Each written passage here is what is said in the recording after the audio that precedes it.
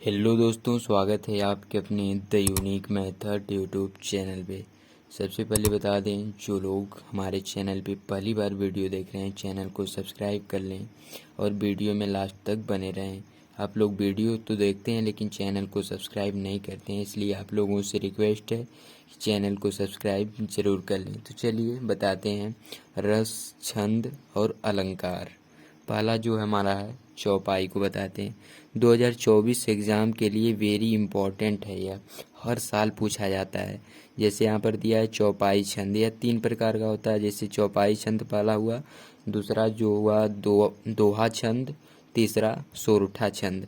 आग अब अगर आप तीनों को पढ़ लेंगे तो इसमें से एक श्योर है कि एग्ज़ाम में ज़रूर आता है।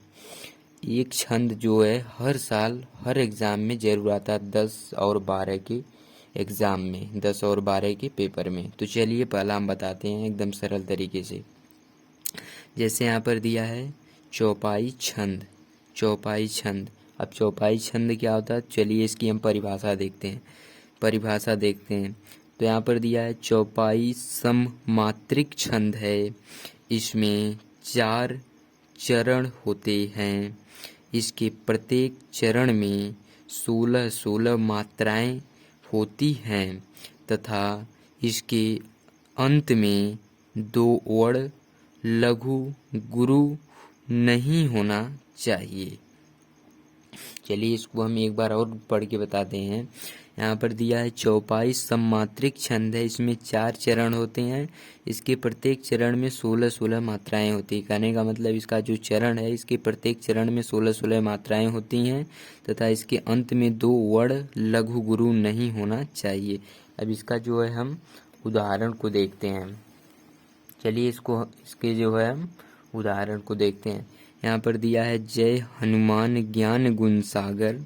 तो जय में क्या है, जय में 2 मात्रा है। जय तो अकेले है तो इसमें 1 मात्रा है, यह में भी अकेले है तो 1 मात्रा है। तो जय में 2 मात्रा हो गई, 1 2। हनुमान में 1 मात्रा है। ह में 1 मात्रा, न प्यो की मात्रा तो उसमें भी 1 मात्रा है। म प्या की मात्रा है तो इस पे 2 मात्रा है। 2 मात्रा के लिए यस लिखा है यहाँ पर। फिर यहाँ पर न है तो यहाँ पर भी 1 मात्रा है। फिर ज्ञान, यहाँ पर भी आगे मात्रा लगा है तो यहाँ पर भी यस लिखा है, यहाँ पर भी 2 मात्रा है। यहाँ पर न है तो यहाँ पर भी 1 मात्रा ऊपर है।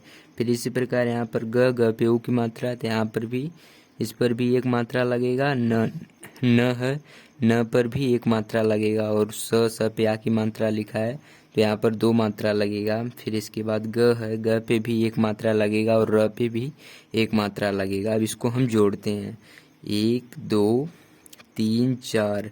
यस को तो 2 मात्रा पढ़ेंगे तो 4 2 6 हो जाएगा, 6 1 7। फिर इसको 2 पढ़ेंगे, 7 2 9, 1 10 हो जाएगा, 10 1 11, 1 12।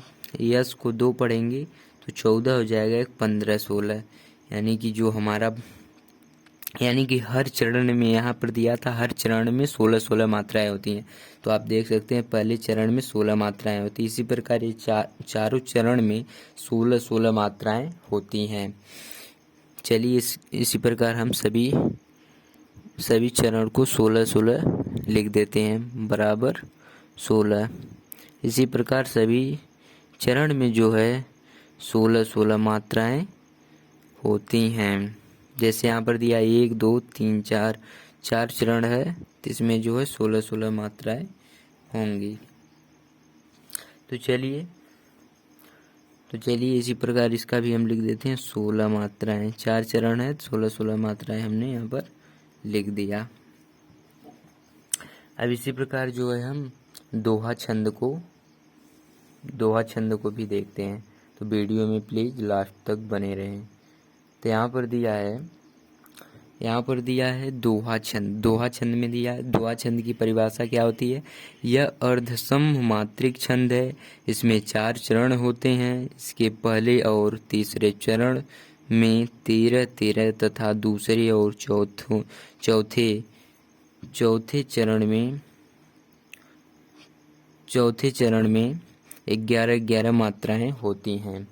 11 मात्राएं होती हैं। अब इसका उदाहरण हम देखते हैं। जपमाला छापा तिलक सरय नय को काम, मन कांचे नाचे वृथा साचे राचे राम। चलिए इसी प्रकार हम जो है सोरठा छंद को भी बताते हैं। सोरठा छंद भी यहाँ पर 2024 परीक्षा के लिए बहुत इम्पोर्टेंट है, 2024 एग्ज़ाम के लिए वेरी इम्पोर्टेंट है। चलिए सोरठा छंद को भी हम पढ़ते हैं। इसका परिभाषा क्या है? यह अर्धसम मात्रिक छंद है। इसके प्रथम और तृतीय चरण में 11-11 मात्राएं तथा दूसरे और चौथे चरण में 13-13 मात्राएं होती हैं। यह दोहा का उल्टा होता है। यानी कि कहने का मतलब यह है, इसके जो तीसरा चरण है उसमें जो है 11-11 मात्राएं होती हैं और दूसरे और चौथे चरण में 13-13 मात्राएं होती हैं। दोहा का जो है उल्टा होता है। चलिए इसका उदाहरण देखते हैं। उदाहरण में दिया है, चलिए इसका हम देखते हैं। यहाँ पर दिया है, जो ही सुमिरन सिद्धि होई, गणनायक करिवर वदन, करहु अमुग्रह सोही, बुद्धि राशि शुभ गुण सदन। आप अगर ये तीनों अगर छंद को याद कर लेते हैं, आप पढ़ के जाते हैं बोर्ड एग्जाम में, तो एकदम पक्का है कि एक छंद जरूर आएगा और 2 नंबर आपका कंफर्म हो जाएगा। तो चलिए बताते हैं अनुप्रास अलंकार क्या होता है, इसकी परिभाषा क्या है, इसका उदाहरण क्या है, कैसे इसको लिखते हैं, ये कितना इम्पोर्टेंट है कितना नहीं है।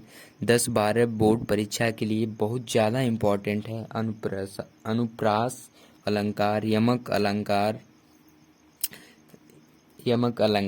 यह बोर्ड एग्ज़ाम में हर साल एक अलंकार जरूर पूछता है। तो चलिए वीडियो में लास्ट तक बने रहें और चैनल पे नए हैं तो सब्सक्राइब कर लें। आप लोग वीडियो को देखते हैं लेकिन चैनल को सब्सक्राइब नहीं करते हैं, तो आप लोगों से रिक्वेस्ट है कि चैनल को सब्सक्राइब भी कर लें और वीडियो में लास्ट तक बने रहें। तो चलिए बताते हैं। यहाँ पर दिया है अनुप्रास अलंकार। अनुप्रास अलंकार क्या होता है, चलिए इसको हम बताते हैं। इसकी परिभाषा जो है, स्वरों में विषमता होने पर भी जब व्यंजनों की समानता हो तब अनुप्रास अलंकार होता है। यानी कि स्वरों में विषमता होने पर भी जब व्यंजनों की समानता हो तब अनुप्रास अलंकार होता है। चलिए इसके उदाहरण देखते हैं। इसका जो है उदाहरण है, उसकी मधुर मुस्कान किसके हृदय तल में नहीं बसी। यानी कि उसकी मीठी मुस्कान, उसकी मधुर मुस्कान किसके हृदय तल में नहीं बसी। चलिए इसी प्रकार हम यमक अलंकार को भी देखते हैं। यमक अलंकार में दिया है, इसकी परिभाषा जो है, जहाँ अर्थ की भिन्नता रखने वाले अक्षर समूह जिनमें स्वर और व्यंजन दोनों की समानता हो बार बार आते हैं उसे यमक अलंकार कहते हैं। इसका उदाहरण जो हो जाएगा, कनक कनक ते 100 गुनी, माद गता अधिकाय, वा खाए बौराय जग या पाए बौराय। कोई इसको खा के बौरा जाता है और इसको जग पा के बौरा जाता है। यानी कि इसको एक बार और पढ़ते हैं, बहुत बढ़िया उदाहरण है, आपको बार बार पढ़ने का मन करेगा। कनक कनक ते 100 गुनी, मादकता अधिकाय, वा खाए बौराय जग या पाए बौराय। चलिए इसी प्रकार जो है हम तीसरा अलंकार को भी करते हैं। चलिए दोस्तों तीसरा अलंकार को देखते हैं। तीसरा अलंकार जो है हमारा है रूपक अलंकार। अब रूपक अलंकार में क्या दिया है, जो हमारा रूपक अलंकार है उसमें जो है, रूपक अलंकार में जो है हमारा दिया है, जब उपमेय और उपमान दोनों को एक रूप में दिखाकर दोनों में अभेद स्थापित कर दिया जाए तब रूपक अलंकार होता है। जैसे उदाहरण में, तेरे नैन कमल बिनु जल के, यानी कि तेरे नैन कमल बिनु जल के। नैन मतलब होती है, नैन मतलब जो है आँख होता है, और जल मतलब पानी होता है। यानी कि तेरा जो आँख है बिना बिना तेरे नैन कमल बिनु जल के, यानी कि तेरा जो आँख है वह बिन कमल के जल की तरह है, पानी की तरह है। चलिए इसी प्रकार जो है हम उत्प्रेक्षा अलंकार को देखते हैं और इसको भी करते हैं एकदम सरल तरीका से। चलिए इसको भी हम बताते हैं। यहाँ पर दिया है उत्प्रेक्षा अलंकार। उत्प्रेक्षा अलंकार दिया है, यहाँ पर इसकी जो है परिभाषा दी है। यहाँ पर इसकी परिभाषा है, जब उपमेय में उपमान से भिन्नता जानते हुए भी उपमान की संभावना की जाती है, तब उत्प्रेक्षा अलंकार होता है। जैसे उदाहरण में, उस काल मारे क्रोध के तनु कांपने उसके लगा, मानो हवा की वेग से सोता हुआ सागर जगा। यानी कि उस काल मारे क्रोध से इतना क्रोध हुआ, इतना क्रोध से तनु कांपने लगा, मानो हवा वेग से सोता हुआ सागर जग गया। तो इसका यही उदाहरण है। उस काल मारे क्रोध के तनु कांपने उसके लगा, मानो हवा की वेग से सोता हुआ सागर। इसका उदाहरण भी बहुत प्यारा है। तो चलिए, अगर आप लोगों को वीडियो अच्छी लगी तो लाइक शेयर सब्सक्राइब ज़रूर करें।